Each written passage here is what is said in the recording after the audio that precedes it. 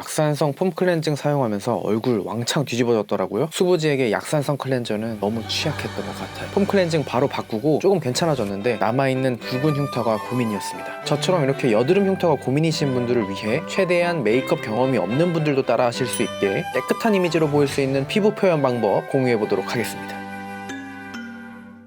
붉은기가 좀 많이 거슬리더라고요. 여드름은 꽤 많이 가라앉은 것 같은데 그래도 완전 박멸된 건 아니라는 거. 여드름 피부는 메이크업으로 가리는 것도 가리는 건데 좀 더 보기 좋게 가리기 위해서는 메이크업 들어가기 전에 기초를 탄탄하게 해주셔야 되거든요. 내 피부 좋아지는 과정이라고 생각하고 투자하시면 훨씬 속편하실 거예요. 여드름 피부는 보통 수분이 부족하고 유분이 많아서 생기는 게 대부분이다 보니 기초를 탄탄하게 해서 밸런스를 맞춰주는 기초 공사가 필요합니다. 일단 피부결을 좀 정리하기 위해서 토너를 적신 화장솜으로 얼굴을 닦아줄게요. 살짝 기울였는데 뭐지? 왜 이렇게 많이 콸콸거리지?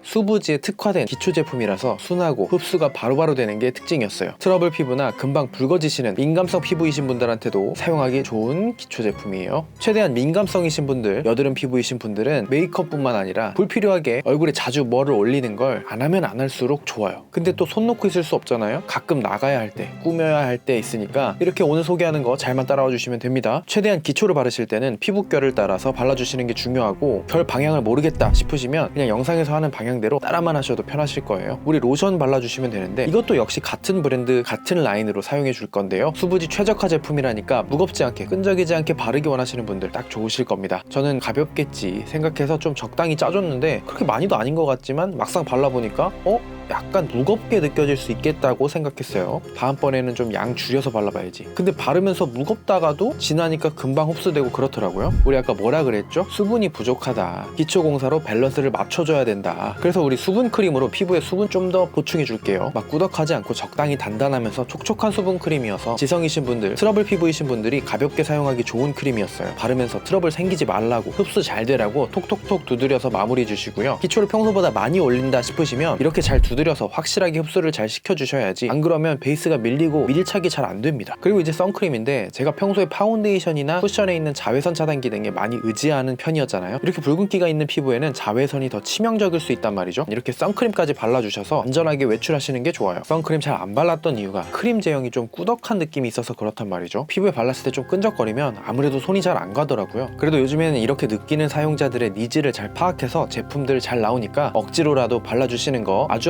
좋습니다. 얼굴에 끈적거리는 제형 올리기 싫으신 분들은 에센스 제형으로 된 제품들 찾아보시는 것도 함께 추천드려요.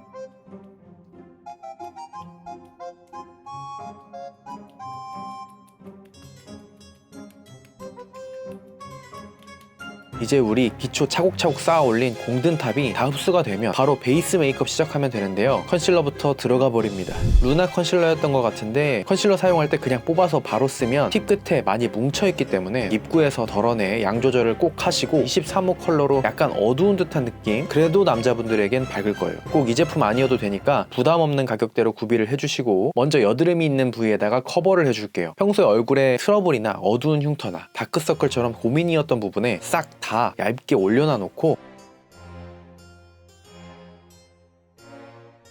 잠깐 대기, 조금 시간 텀을 줍니다. 이렇게 기다려 줌으로써 밀착이 잘 돼서 그만큼 커버도 잘 된다는 거. 이제 퍼프로 한번 퍼뜨려 볼까요? 우리 컨실러로 콕콕 찍어 발라놨기 때문에 퍼프에서도 작은 면적으로 퍼뜨려 줄게요. 면적이 작아서 여기저기 질주할 가능성이 적죠. 코 옆도 당겨서 옆에 끼는 것도 디테일하게 두드려서 끼는 걸 최소화해줬다. 끼임을 완전 철벽방어로 거스를 순 없겠지만 이런 식으로 작은 정성이 쌓여서 진짜를 만든다.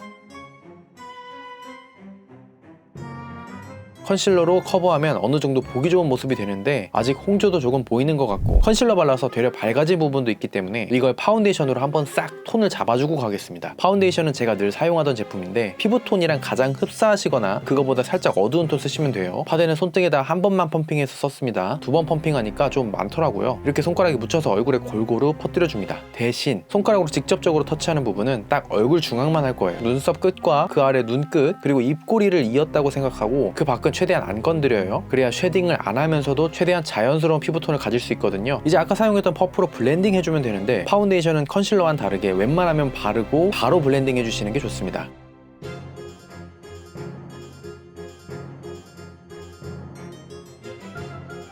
여기서 이제 퍼프에 묻은 파데로 우리 직접 찍어 바르지 않았던 공간까지 자연스럽게 연결해 주시면 됩니다. 역시 우리 얼굴 중앙 위주로 커버해 줬기 때문에 코 옆에 디테일도 마찬가지로 챙겨 주시고요. 자연스러운 느낌 살릴 수 있는 치트키, 이렇게 이목구비를 자연스럽게 손끝으로 닦아줍니다. 막 깨끗이 지워주는 느낌보단 손으로 자연스럽게 블렌딩 해준다, 뭉치는 거 없이 이런 느낌. 커버가 좀 덜 된 부분은 제 필살기 있잖아요, 컨실러 펜슬 사용해서 여드름 흉터, 좀 더 커버가 필요한 곳이나 수염 자국 같은 부분 추가적으로 디테일하게 커버를 해주면 되는데, 여기까지 할 필요가 없다고 판단되시면 과감히 생략하셔도 괜찮다는 거. 여기서 컨실러 펜슬 다루는 법은 최대한 한 방향으로 그려주시고 역으로 거슬러 올라가지 않으셔야 돼요. 손에 힘을 최대한 빼고, 그래야 지금까지 올려놨던 게 밀리지 않고 자연스럽게 한 겹 더 커버할 수 있습니다.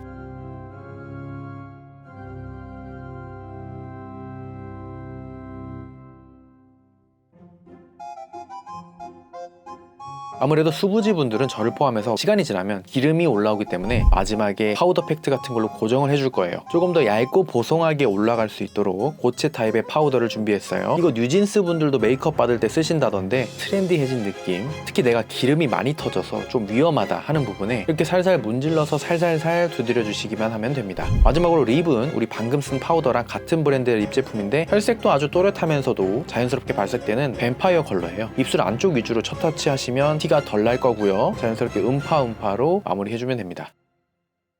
여드름 커버 메이크업은 이 정도만 하면 될 것 같은데요. 이제 옷도 머리도 좀 변신하고 오겠습니다.